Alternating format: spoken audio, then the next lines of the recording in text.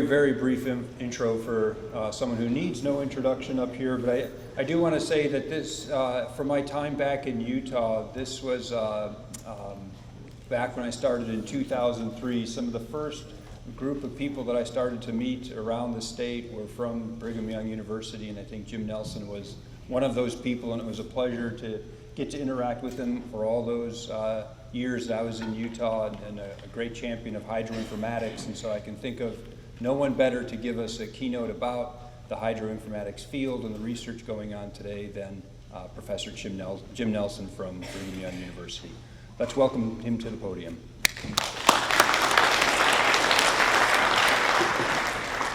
Thank you. It's an honor and a pleasure to be asked to give this keynote on hydroinformatics. I told Steve when he asked me, I said, I think you got the wrong person. You know, Dan always has exciting things. He gets people dancing. And Ibrahim always has the most amazing demonstrations. And I said, are you sure you want me to do this? And he said, yeah. I think he did it because I'm old enough that I have enough history in this that maybe I can tell the story.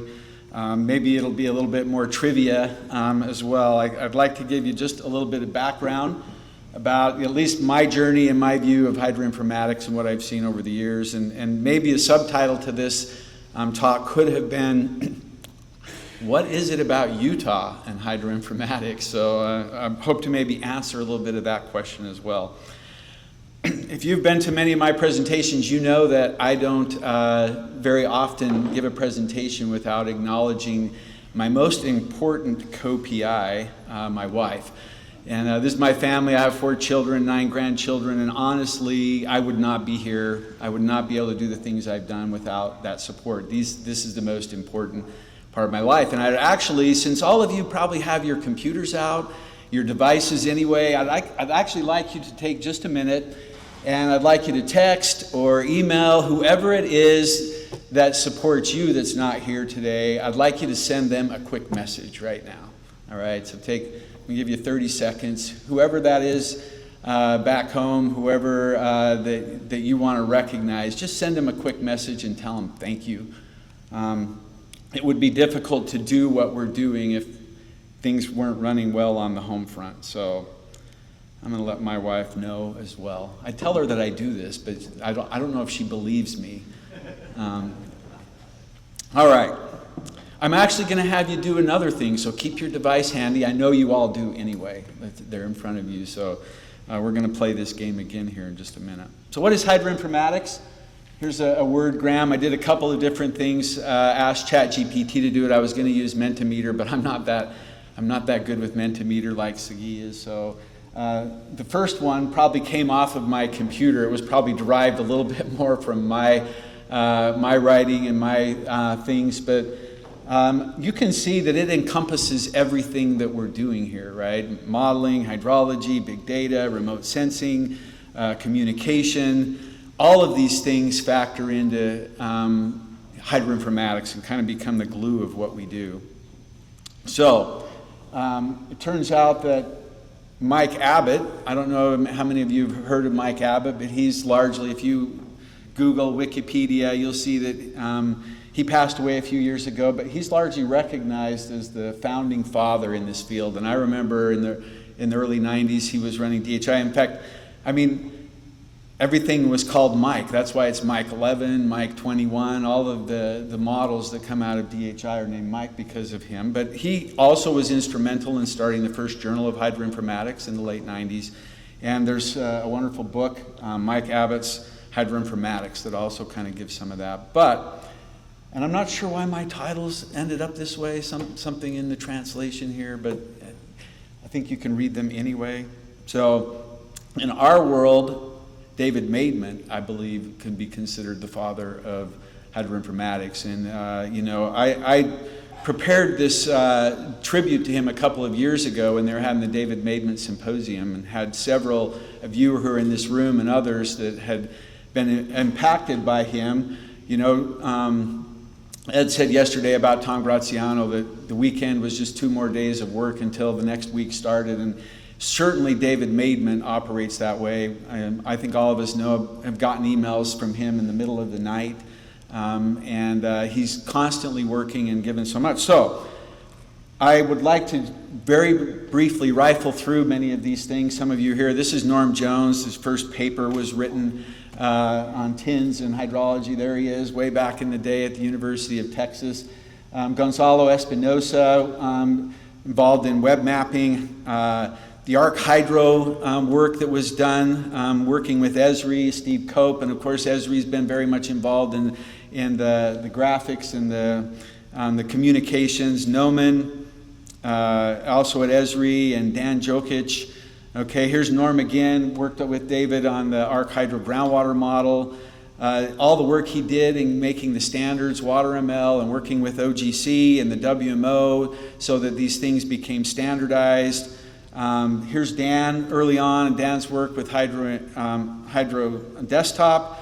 And David Tarbotten noted 20 years of doing virtual classrooms and sharing that. Here's Cedric David, who wrote the RAPID algorithm, which was initial routing.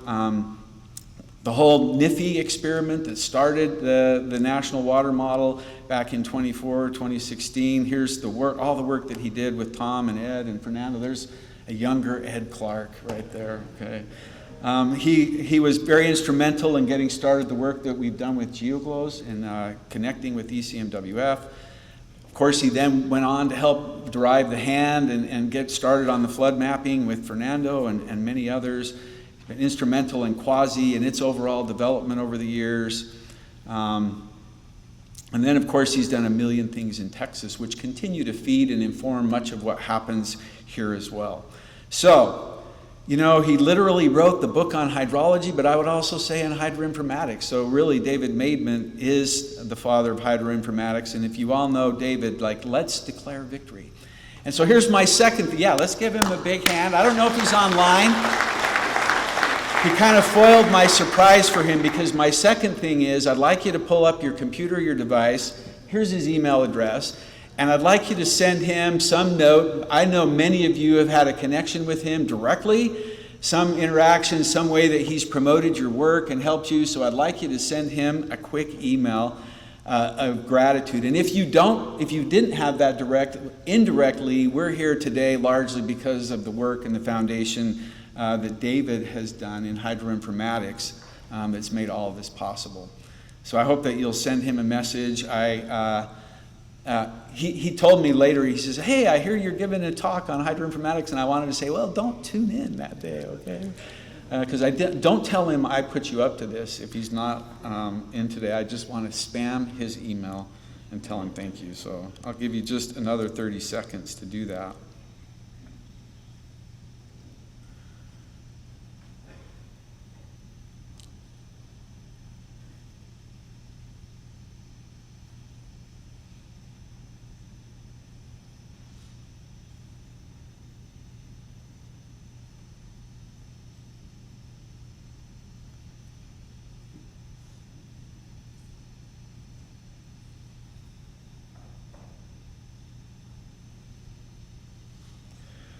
Okay, well, and if you didn't have a chance to really express kind of an experience or time you had, I hope that you'll take a chance to do that today.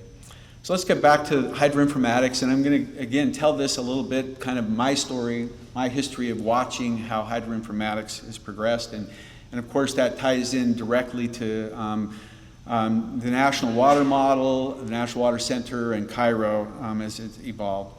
So many of you may not know that computer graphics itself has origins at BYU, also the University of Utah.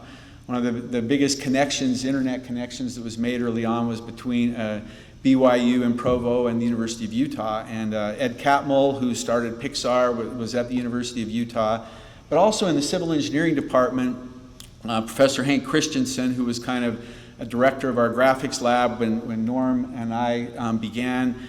We were developing algorithms for hidden line removal, hidden surface, how to colorize, stress strain. It was largely mechanical engineering kind of processes at first, but there were, you can see over here the house, you can see the light, shadows, all of these computer aided algorithms that were generated started in a program called Movie BYU, which was kind of open source for the most part. For the cost of sending a big magnetic tape with Movie BYU on it, you could get all these computer graphic things. And it evolved into ray tracing and other kinds of forms of graphics. This went on to fuel the imaging, medical imaging, also aerospace and mechanical, automotive industry, but also Hollywood. You can see the lamp over there with the control points, freeform deformation. If you can imagine moving those control points so that lamp were staring at you, do you know what lamp that would look like? It might look like the Pixar lamp.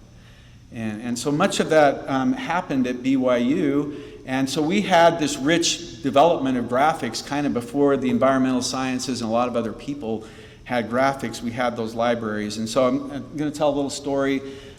This involves going to, I went to, as a PhD student, I was working. Norm Jones had come to BYU to kind of develop some of the work that he had done at the University of Texas. I was developing watershed delineation with pins, and I was a PhD student as part of my dissertation, and I went to an AWRA student paper competition at Utah State. And there at Utah State, all the PhD students were talking about the latest numerical methods and equations and solving these different equations, and I put up these pictures, graphics of watersheds and watching the trace of a flow path going down a tin. And in the break, this student comes out and he's a little distraught and he says to me, he says, I really wanted to do that, but my advisor said, this isn't real research. And I thought, oh, really? So this is what went on to become, it was called GeoShed, the very first version of the watershed modeling system and WMS that we developed. And I went back and told Norm this, and he said, hey, you could publish a paper, or you could publish software that's used by thousands of people. Which is going to have more impact? And so that drove me on. We worked together. Obviously, we developed GMS, Norm's done, and WMS, and then SMS, Alan Zundel. This is one of our first depictions of trying to show the whole water cycle, our first national water model depiction back in the 90s of what it might look like if we could combine all of these processes together. And of course, that went on. This is where our software left and formed Aquaveo. This is why we've had such a strong connection to Aquaveo over the years. They continue to develop that software. But as Norm and I stayed back at BYU, we were recognizing that things were moving from desktop computing to cloud computing and big data computing. And this is, again, where hydroinformatics crosses over not just the visualization and communication, but also the data management part of it. And about that time, there was this EPSCoR project called CI Water. It was to help, EPSCoR helps NSF poverty states, so Utah was one of those considered, and so was Wyoming. We banded together. You had to have two states, and Norm was leading this from BYU, and our part was to enhance access to data and computationally intensive modeling, so hydroinformatics. And this was the initial schematic that Norm had on that proposal, I remember. How do we manage all of this data and information and the cloud and then push it out through simple web interfaces so that it can be usable, actionable information. And this is the web page. You can still go there today, ci-water.org. It's a nice little history piece in the evolution of informatics, but it's not only a nice evolution of informatics. Look who the 4 PIs were from that institution. All right, so there's Norm and David Tarbotten, okay, is here, and Steve, and Fred Ogden. Court Strong was also part of that. So this was that process, and look what came out of that, right? So out of that effort, Tethys and the work that we've done at BYU, Fred Ogden, obviously, and the work in large-scale modeling and evolving into the National Water Model, and now NextGen, HydroShare, and all of those things that come out of Utah State. And of course, Steve's here running Cairo today. So I've always thought this might have been the most successful EPSCoR project ever, at least in the area of water, for what it produced and how it brought this group together. And it might give you a little idea why a lot comes out of Utah. All right, so about the end of our EPSCoR project, this idea for a national flood interoperability experiment came along. This was David's schematic of like, how can we create a national scale, large scale model, the National Water Model. And then the idea was during the summer, it was the first Summer Institute, but then it was called the National Flood Interoperability Experiment. And how do we bring this together and make it work? They were running it on a supercomputer at Texas and using the rapid routing scheme initially for how could we route this in a fast way. So that happened.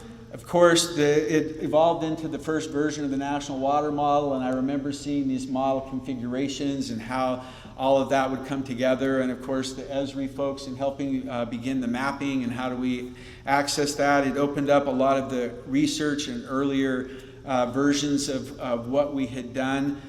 This was an early version of Tethys, working with Quasi so that we could develop an API and get that information out there, try to make it accessible. This was the infrastructure that coming from Nomads. Renzi was repackaging that data to make it more useful to get to individual rivers and get to the information, and then we were trying to visualize and through an API make it accessible. Of course, we're going on from there. The HandFIM was a project that started shortly after that, so that how we could move from forecast to flood map, and launched that whole effort that we saw Fernando talk about so beautifully yesterday, what that's evolved to. And this shows that viewer. He showed many of the capabilities now that exist, right, to access that information and to look at the flood maps. 60% of the area of the United States now covered, and moving towards 100%, where we can really communicate and again make this information actionable and useful to those who need it. Well, it turns out there was a parallel model developed. I like to call it a sibling model. This was, I had been with David Maidment at Delft and at a symposium there, and afterwards we went and visited ECMWF. He introduced me to the people there. I showed a picture of that earlier. And I had the idea, they were producing runoff on a grid, and he said, hey, what if we map that to all the watersheds and then use the rapid routing scheme? We'd almost have a national water model already in doing it that way. And so our group at BYU for that NIFI experiment, using Tethys, using the tools we had developed, said, let's try that. And so we kind of went down that path and worked with ECMWF, and we were able to develop, this shows a section of the country. We had to do it in several regions that we developed, and we showed by the end of the Summer Institute, we were getting pretty good results from those forecasts and matching some of the storms that had happened. We'd had some large storms in Texas in May of that year, right during the NIFI, and so we were able to show that we could reproduce that pretty well. Of course, that's developed based on the Europeans' forecast and not what we're going to have the foundation for a national water model here. However, the demonstration showed that if we could do it, it's a global model, so if we could do it over the United States, we could do it anywhere in the world. And so through projects that were funded by NASA, got introduced to NASA, we began to try to do this in South Asia, then later in the Amazon and Africa, but the World Bank came along and said, hey, this is really a good idea and helps us in developing countries where they don't have these kinds of resources to be able to provide this information. And they said, what if you could do this on every river? And so we began to do that. It was first housed at BYU, and then later ECMWF now runs in parallel our workflow to do the routing scheme, and then push that data and information out so that it's available on Amazon's open web services. So this really was, for me, a disruptive technology enabled by hydroinformatics. Because especially if you looked at the developing world, there are so many projects the World Bank had done, like let's go and take our technology, our data, we'll stand this up in Central America, in South America, Africa.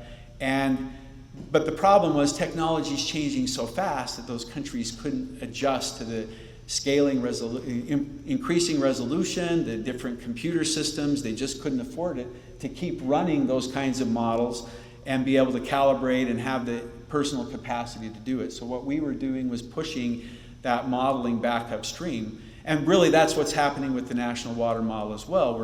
We're efficiently using our computational resources, and then we're trying to improve it. This is what Cairo is all about, trying to improve that, and that everybody downstream benefits from that can use those decisions. And while I totally believe that it's still important and there's many uses for local modeling and needs to do that, this provides a great resource for those who can't always produce the information. And now we can focus on the decisions that are made from that, even while we let the scientists and those in charge improve that process.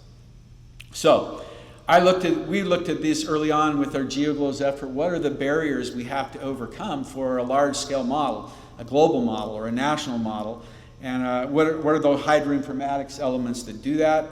First of all, we have to have the cyber infrastructure and workflows. And you'll see that you've seen us talk about all of these things and what Arpita and James have done, right, to provide that infrastructure so that we can do that.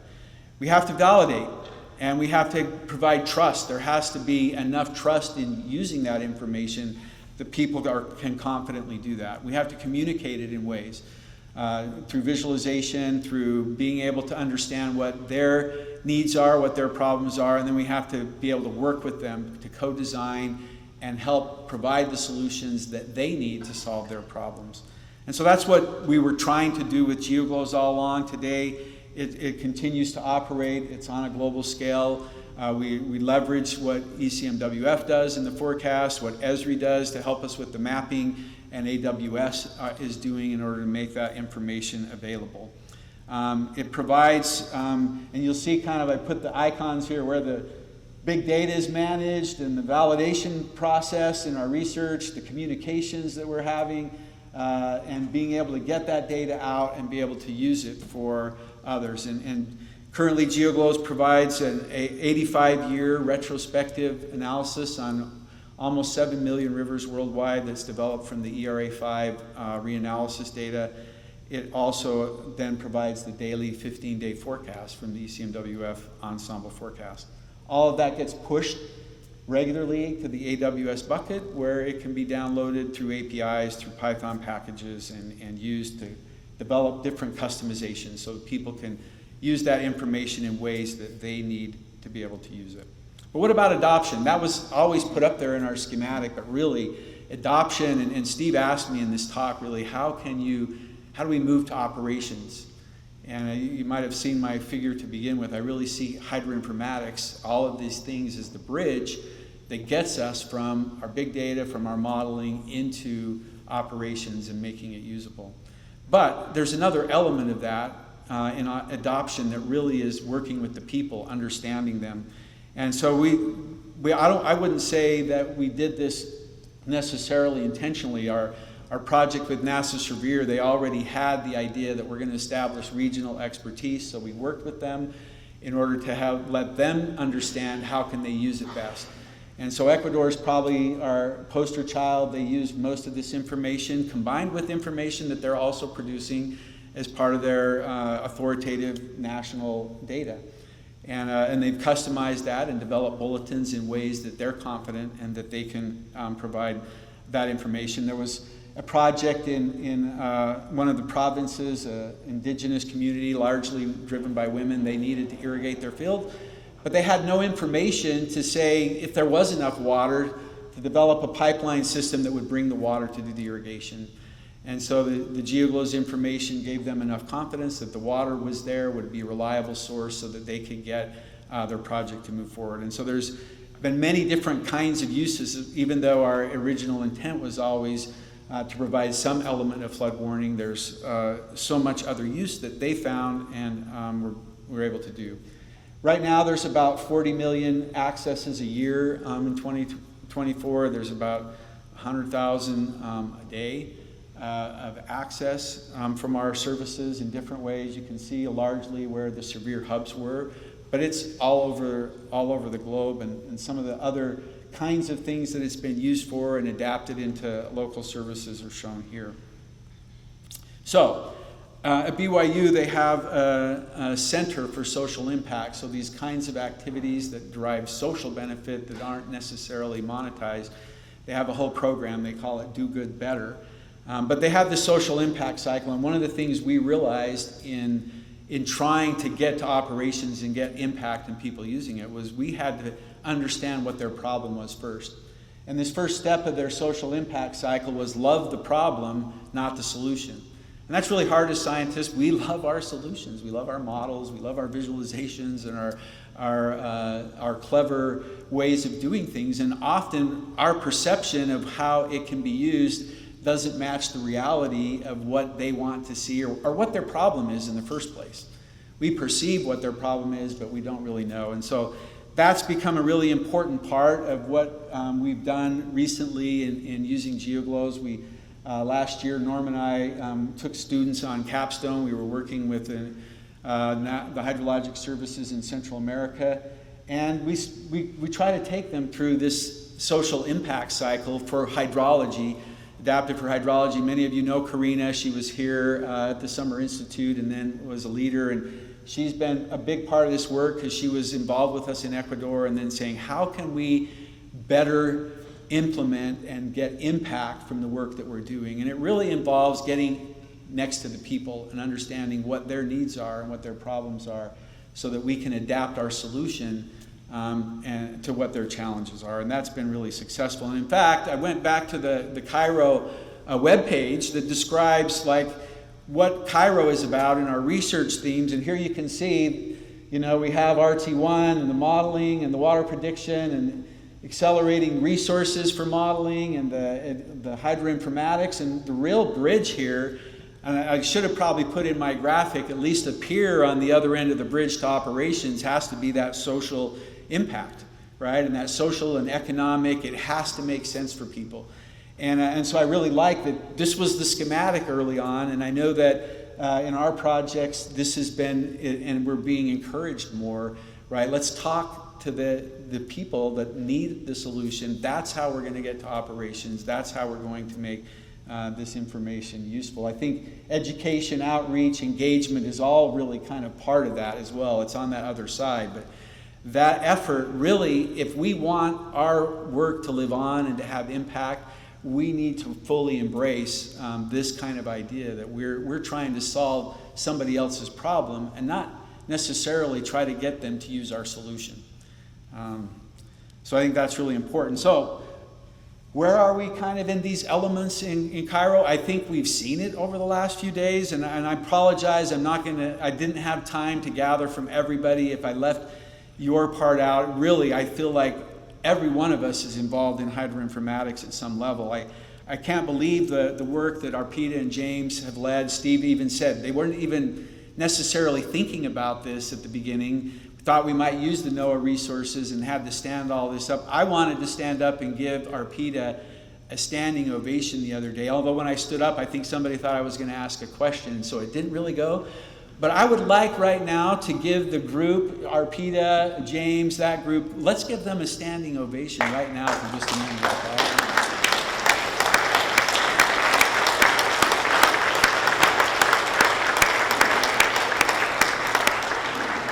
I think it's important to recognize we all depend on this, and we need to depend on it even more if we're going to drive the work that we're doing into the impact and realize the operational scene that it needs to be. Jeff Horsborough is doing amazing work in gathering data, and I think that's really important. It can be really easy in the age of AI to think we have all the data that we need, but we all know that information and our calibration, our modeling efforts are absolutely critical to have observed data. And to continue to do that. And so the work, the projects under USGS, the work that Jeff is doing to try to harvest the wealth of other information that exists out there in the community, I don't think we can say or emphasize that enough. So Jeff, great work. And you'll hear more about that. I think he's coming up to talk later. We have the APIs that have been developed. We need to be able to make the National Water Model information more available, especially through our Cairo community, so that we can replicate what's happening, we can integrate the work that we're doing. We have to be able to make it accessible. Otherwise, if we're off in our silos, we're not going to be able to drive the impact that's needed. The Cairo portal, let's contribute there. If you're not trying to get your information out there where it can be seen, then it's going to have less impact than it would otherwise. And it's also where it engages the broader community, where we can get that feedback, we can do the training. Dashboards, this is an interesting, if you listen to Corey talk about dashboards, they have a project with Firo, and you can see this stack of web pages. They sat down with a reservoir operator in California and said, okay, what's your workflow? And he says, I go to this web page and get this information. Then I go over here, then I grab this from the state, and I do all of that. And so he was able to harmonize those different sources together so that he could create a dashboard for that information. I think this is the kind of thing that helps bring together the information that we're developing and makes it useful for those that need it. There's mobile applications, and I know Dan, he's been working with Matt Womble on how do we get this out more visible in a way that is useful for people they can understand and take action from. We've been doing work on film visualization and harmonizing that so that we have a repository and a place, and all the work that Sigi is doing so that that can come together and we can work on improving and continuing to improve the film. Of course, the work that Ibrahim is doing in visualization, 3D. I actually had my son, or my grandson, my oldest grandson, this summer. My daughter actually lives in Iowa City, so I get to go visit them, and every time I do, I visit Ibrahim. And so one time I said, hey, I want my grandson to, I don't know how to do Minecraft.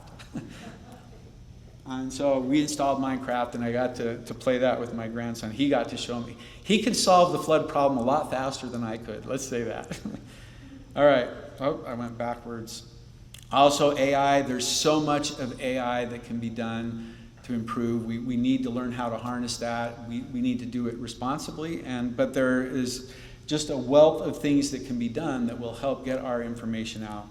I can't go forward without talking about the work that Melissa's doing and trying to understand, again, what is the problem? How do people perceive it?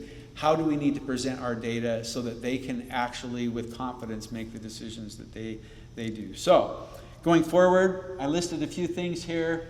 We need to balance our modeling efforts with the hydroinformatics and that bridge that's needed, right? We actually have really great modeling things done. How do we make and understand how people are using it better? We need to expand the adoption of data sharing platforms so that we bring together the information, we gather the information that's out there from others that can contribute that so that we can best leverage it. We need to continue to invest in intuitive visualization and communication applications for people to be able to see it. We need to promote interoperability and standards so that we can work together, so that our work collectively can move forward.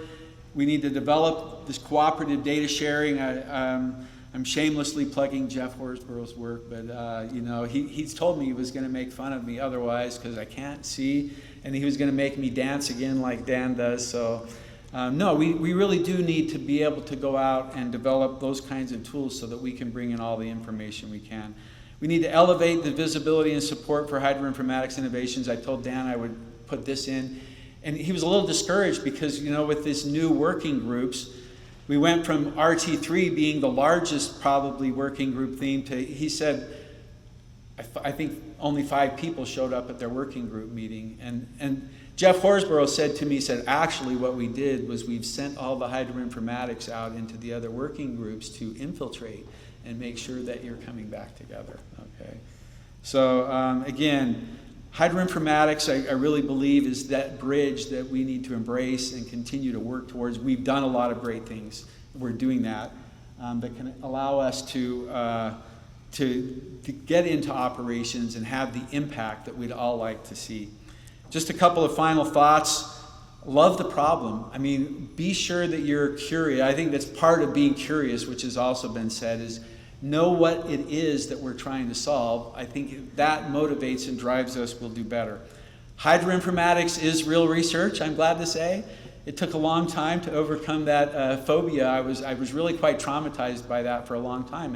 And honestly, I'll say, had a hard time publishing sometimes. I can't tell you how many times I'd use graphics and some reviewer would write back and say, this sounds like a user's manual, right? And I'd be like, And maybe it did to a certain degree, but at the same time, this was moving forward. How do we get this good research into operations? Adoption, or 2.0, it takes a lot of work. Let's not kid ourselves. And again, Ed mentioned this about Tom Graziano, David Maidman. You have to have a passion for this, something that actually drives you to do a little bit more than what you're contracted for. I think I love that about this group. I think most of us are in that boat. And it does take a lot of work, though, and we have to be realistic about it, that some part of it has to be driven by our intrinsic desire to make change and bring things to happen. I really believe together in Cairo, I think teamwork is essential. We could have this conference be a lot shorter if Steve and Sagi organized it so that we were in separate tracks and all in our silos, but that would not accomplish what we need to be together. I like to use it didn't get that graphic in there. I like to use the theme of the boys in the boat, right? Where you have, I don't know if you've seen the film The Boys in the Boat, but here's some kind of ordinary young men at the University of Washington did an extraordinary thing, winning the gold medal by working together and being in unison. And I know that is how we will carry Cairo forward, and that hydroinformatics can kind of be that vehicle and glue that brings us together, helps our research really move into operations. And so again, I'm grateful for the opportunity to be with you, to be a part of you, to maybe represent you in speaking today about hydroinformatics and its state in Cairo. So thank you very much.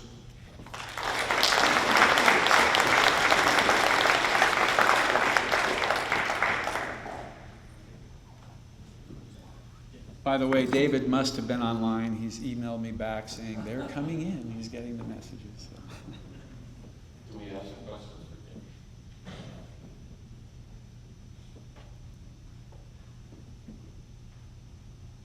Jason's on hold. I have a question if somebody doesn't. So. Jordan's here, but I'll. Okay.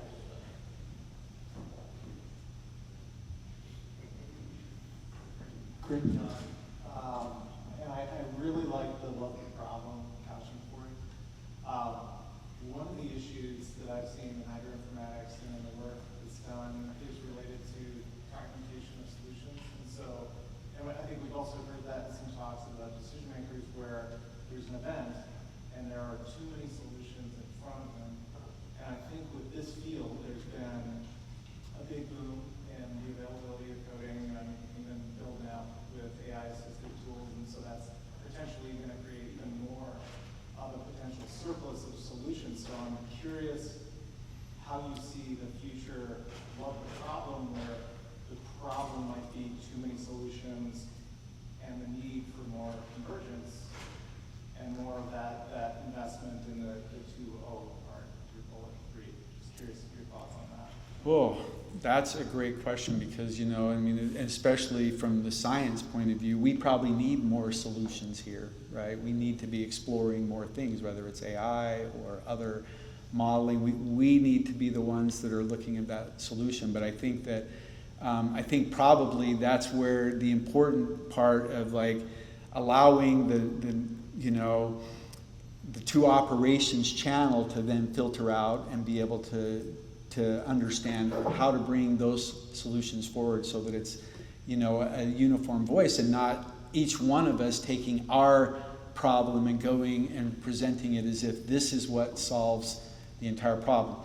But it is maybe many minds also come up with a better solution too, right? And so there is a balance and a tension between having a lot of solutions so we can explore all avenues versus the public, and their problem is often quite different, and I think that's the role. I think that's why we're probably told from the beginning we're not really going to do the operations. That's where Fernando comes in and what they're presenting and choosing, and I think we need to be willing to kind of work together towards that so that we will have greater impact. Recognizing our problem sometimes is too many solutions, right? So my question then is, Dan, can you dance as well as the video that you showed, I'd like to see it. Actually, I think Dan was actually just shaking. That's why we were all moving. And I'm afraid of that. Any final questions?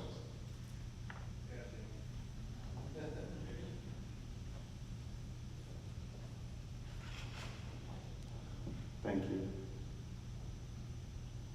Yeah, it really struck me, that comment you made about hydroinformatics, from that competition you mentioned, not being real research.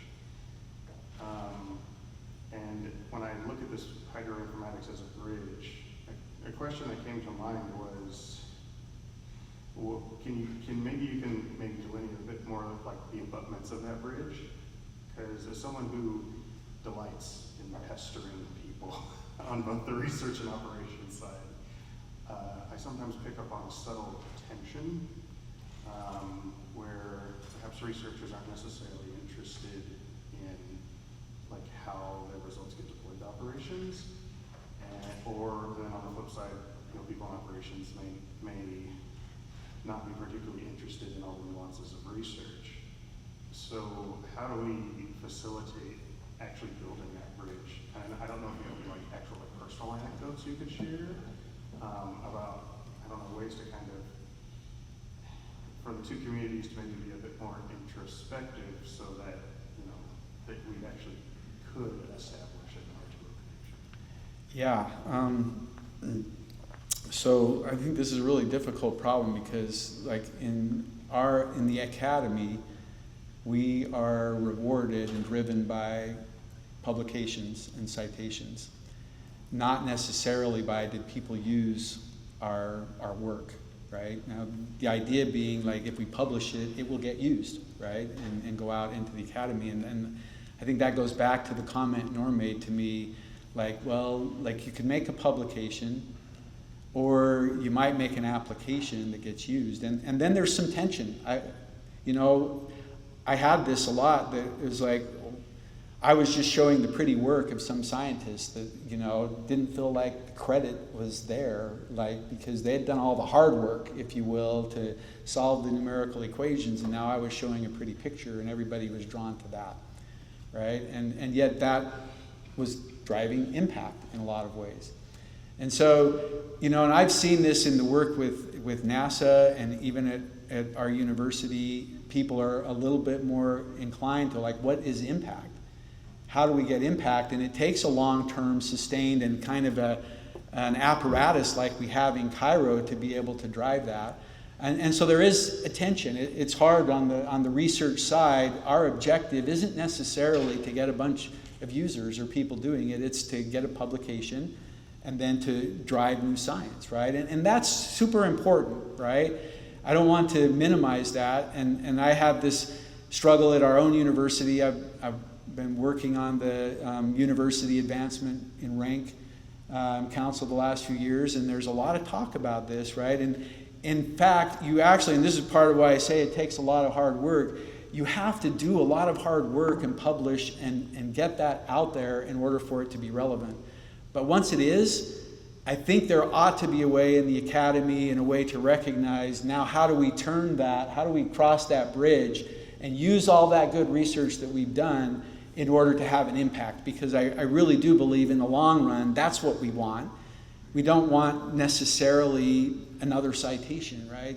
It's good, but having the impact is what we all really want to see. And I don't know how to change that exactly, because I think driving a high level of research and publications really then allows you to have a much greater impact. And I can use David as an example. He wrote the handbook on hydrology, right? But then he leveraged that for a lot of impact afterwards. But it takes a lot of work, because that's an intrinsic reward more than it is institutionally rewarded. But I love that Cairo is an apparatus that hopefully helps us to account for impact going forward and not just scholarly, publications and citations. I don't know, that could have been opened up a whole can of worms, but that's kind of my experience and thought. Someone a round of applause. Thank you. Congrats.